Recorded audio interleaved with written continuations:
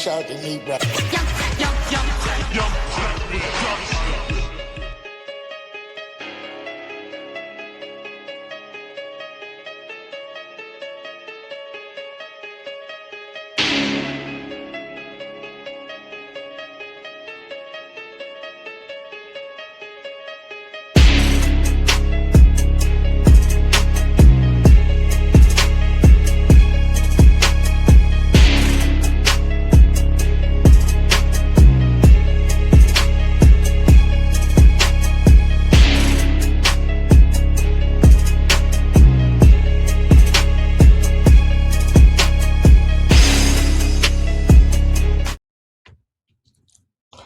What up, what up, what up, ladies and gents, boys and girls? You are now tuned in to a brand new video of Sportsway with Dre Day podcast.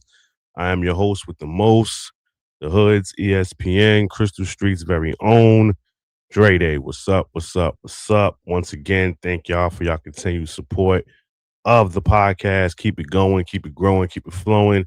If you haven't already, it's right there on the bottom of the screen. Subscribe to the channel. Also hit that notification bell so that way once a video is uploaded, you will get a notification letting you know that I dropped a new video. Like the video, share the video, leave a comment, tell a friend to tell a friend, all that good stuff. Woo! In the words of the nature boy, Ric Flair. Woo! What a game we had today. This video here, Atlanta Dream, Indiana Fever. It just took place, I want to say, about a little over an hour ago. They spent the block after Thursday night with the Atlanta Dream winning that game. I think the score was 108-101, if I'm not mistaken. Well, the Atlanta Dream took this one 113-96. And listen.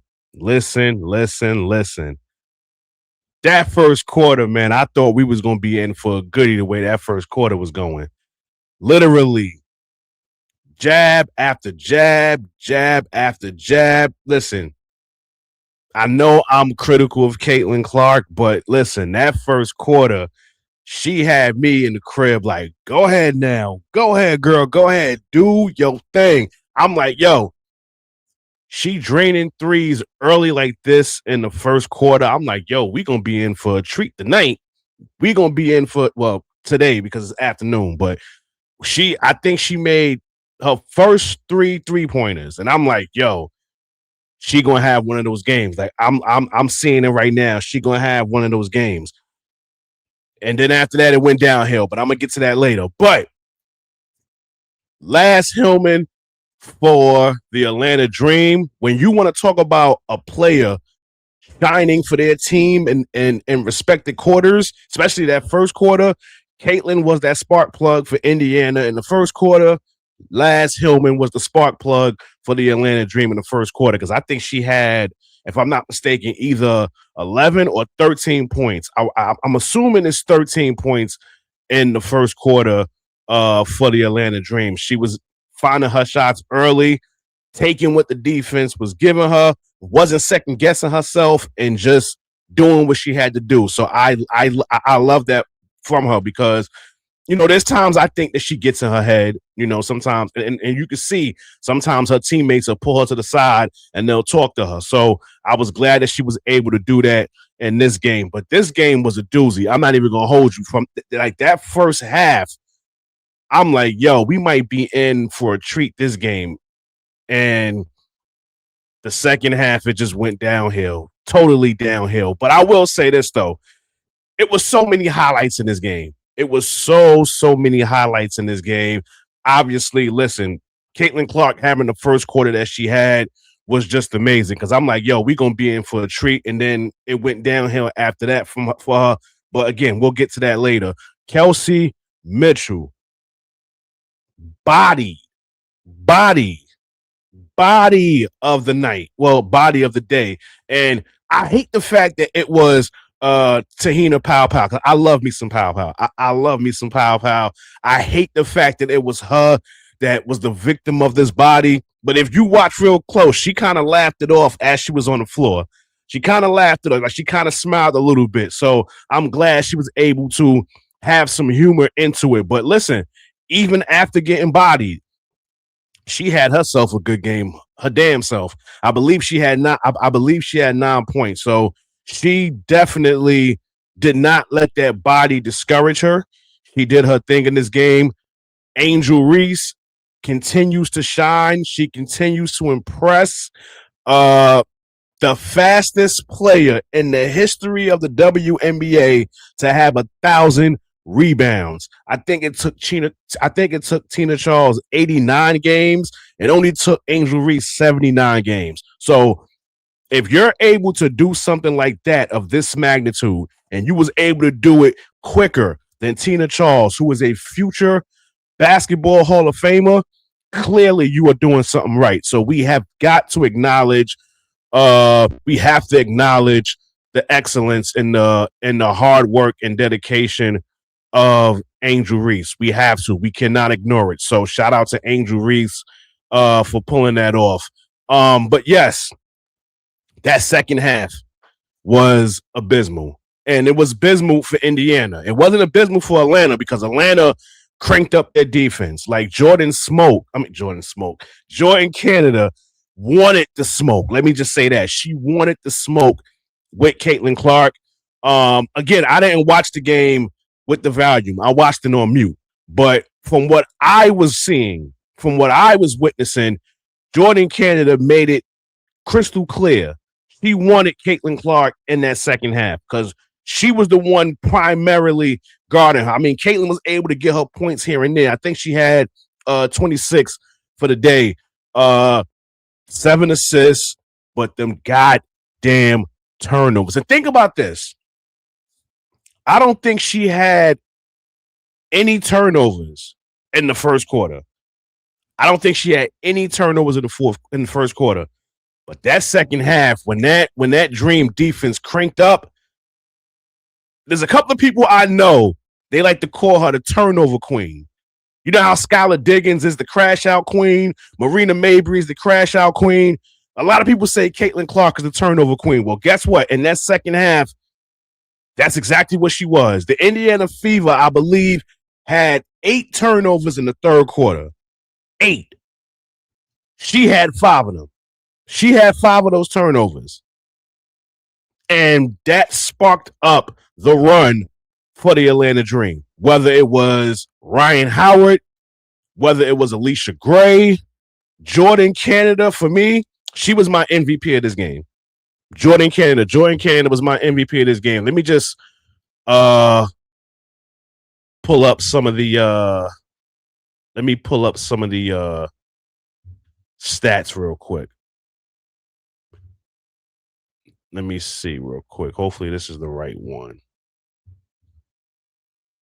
No, that's the Indiana Fever. Pardon itself. I don't want that one. I don't want the Indiana Fever one. I want the Atlanta Dream one. Hold on a second, y'all. Hold on. Mm-hmm. Hold on.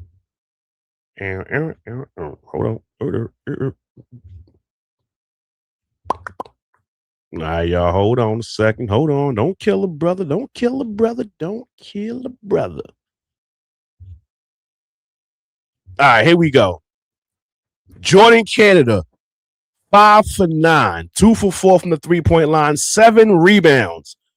Her little cute self, 7 rebounds, 12 assists. But look at that number right now. Look at that stat right next to it. 0 turnovers. Plus 25. That was her plus minus in this game.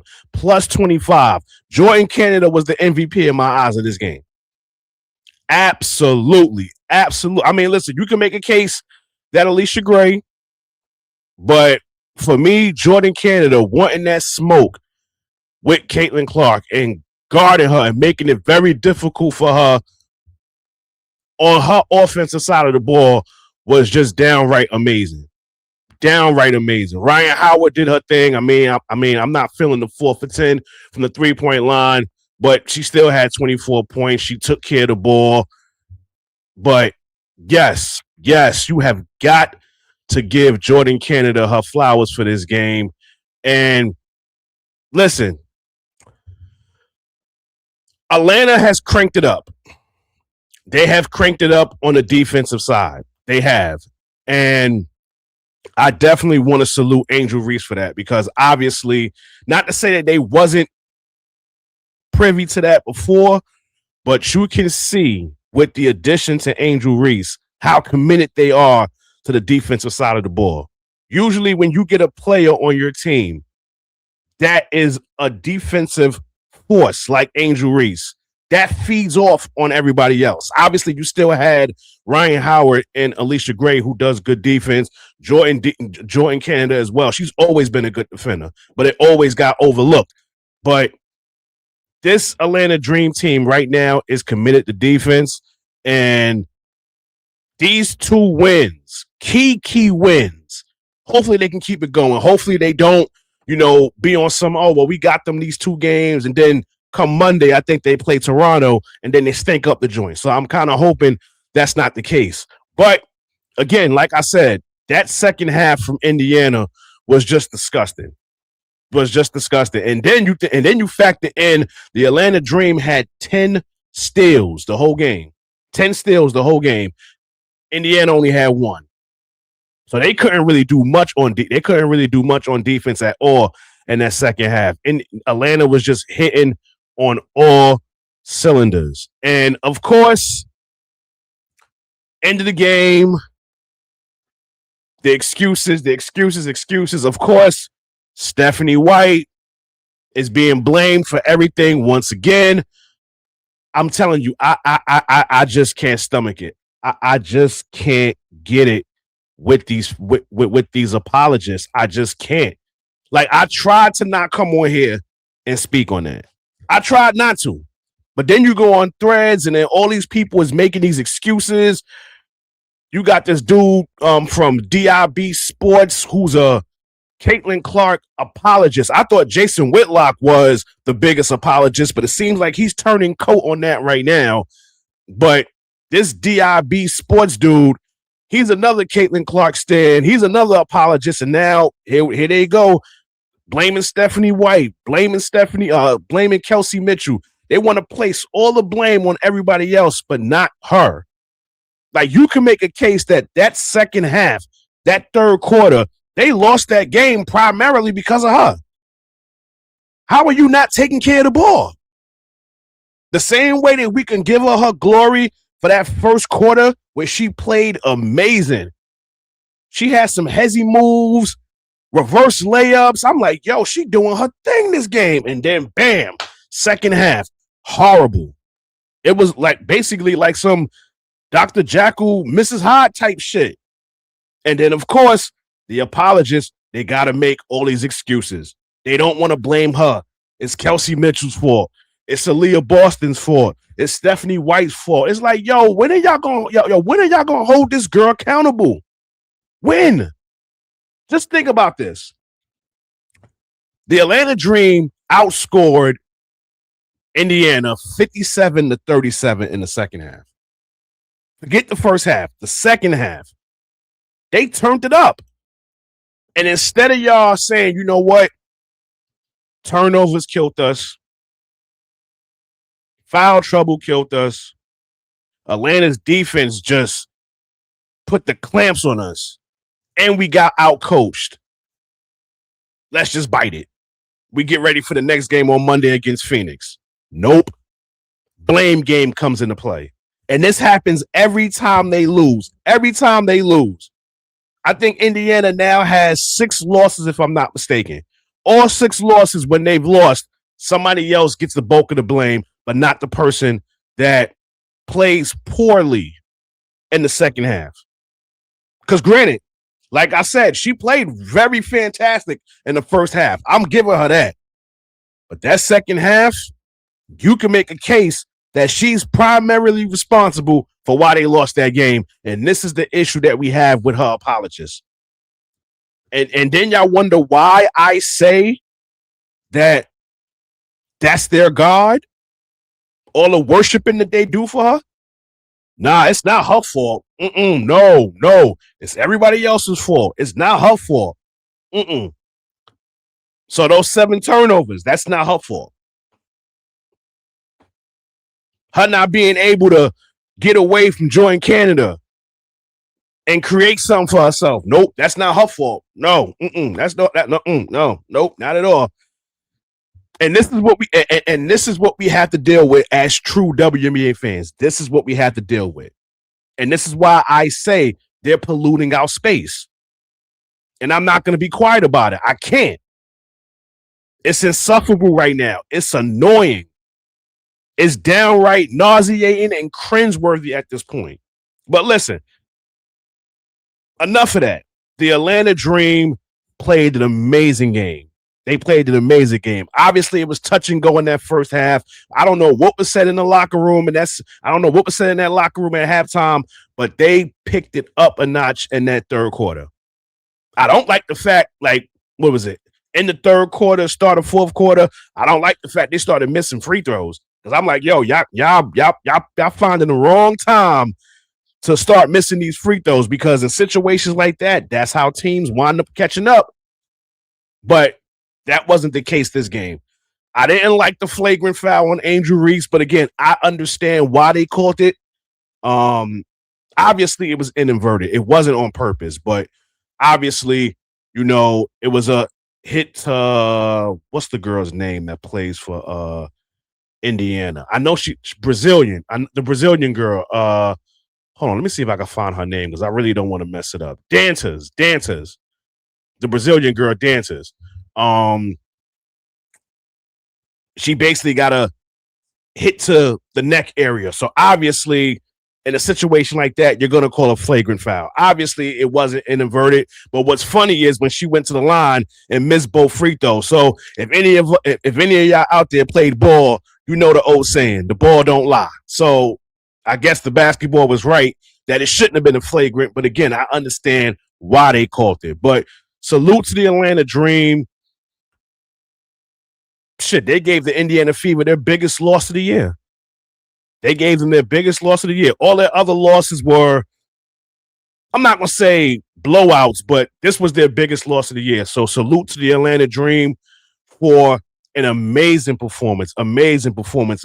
As you can see in the thumbnail, I crowned them the Fab Five because, listen, when all 5 of them are on a court like this and get some support from their bench, they are going to be difficult to beat. And again, Bree Jones has not returned yet. So when she returns, Atlanta's going to be even more dangerous when she returns. It's going to be scary times when Breonna Jones comes back. And she is so goddamn beautiful, man. Oh, my God, man. Listen. I can't help it. I love seeing their games because I know they're going to show her on that bench. Listen. It is what it is. I can't help myself. You know what I mean? The Atlanta Dream got some cuties on their team, and Bree Jones is definitely one of them. But before I go, I gotta shout her out. I gotta shout out the great Dawn Staley, because for her to show up at this game, and you have 7 of your babies, 7 of your players in this game. Now, granted, Bree Hall is on Indiana's bench. I think she has a developmental contract with them or whatnot. He didn't play in the game, but obviously she's a part of that team. Ty Harris came in the game, basically in garbage time or whatnot. Then you have Aliyahboston, Raven Johnson, Tahina Pow, allishagray, Okot. These are all South Carolina players. And Dawn Staley and her head assistant coach was at this game. I'm almost certain they were smiling from cheek to cheek watching this game. And Raven, if I didn't say Raven. So they had players on Indiana and Atlanta. So I know they was, wherever they were sitting at, they was smiling from cheek to cheek watching their babies play in this WNBA game. South Carolina, the Lady Gamecocks was well represented in this game, and I felt the need to shout out Dawn Staley for that because I know that had to be amazing for her to see 7 of her girls that she coached be a part of this game. So shout out to Dawn Staley for that.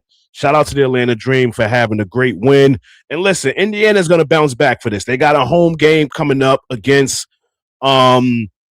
the Mercury. So I'm almost certain they'll have enough time to right the wrong of what happened these last 2 games after losing both of these games in a row to the Atlanta Dream. So it's a wrap for this video. Once again, thank y'all for y'all continued support of the podcast. Keep it going, keep it growing, keep it flowing. If you haven't already, nope, not even. Nope, I'm not doing it. Nope. Before I go, I gotta do this. Because, see, again, I didn't watch the game on volume. I had it on mute. And the reason why I had it on mute was because I know for a fact Rebecca Lobo and Ryan Ruocco was doing so much glazing for Caitlin Clark. I can't stomach it. Like I posted it earlier, like late last night when I was watching Golden State in Minnesota. I was watching that game. Good game, by the way. I was like, I'm putting Dream Fever Game on mute because I don't even want to stomach hearing them glaze Caitlin Clark. So since I know they did that, well, guess what? Right now, I'm going to glaze Angel Reese because it's very well deserving. Pause, by the way, because, Angel Reese is young enough to be my niece. So that's how I look at her. I look at her as a niece. So I'm going to glaze Angel Reese and give her props, all right? Now, I just said earlier, fastest person to 1,000 rebounds, 79 games. But this is what she's done so far in her career because there's people out there that say she's overrated or she's a bum, she's a scrub. Well, let me tell you what this person has done in this league so far. Over 1,100 points in only 78 games. 1,000 total rebounds, which is what she did today. Over 100 steals, 59 double-doubles, the fastest for any player in the history of the WNBA. Over 200 assists. First player in WNBA history to reach 500 career points and 500 career rebounds, and all of that she did in 38 games.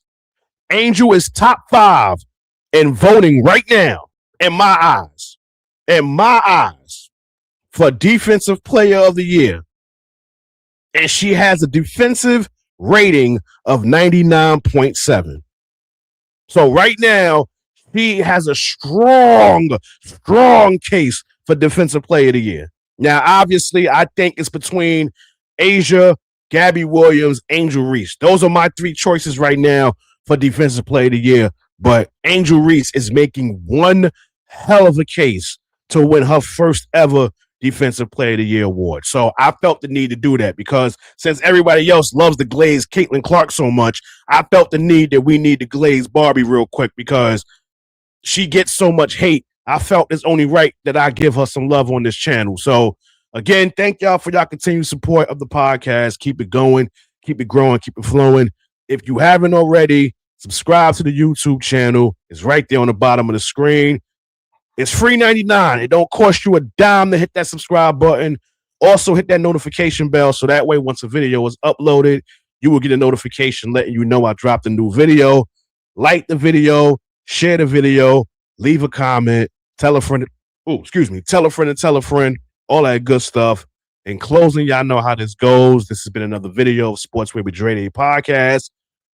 To all the fathers out there, including myself, happy Father's Day to us. Moms, don't do it. Do not be on there talking about some happy Father's Day to me. We're not doing that. We let y'all have y'all holiday. Y'all could at least let the fathers have theirs. Now, granted, there is some deadbeats out there, but No. So again, happy Father's Day to myself, my pops, my brothers, all my boys I grew up with that are fathers, uncles, godfathers, all that shit count. If you're a dog lover and those are your kids, happy Father's Day. So catch you on the flip side. Y'all be safe. God bless. Peace and love. Your boys out of here. Peace.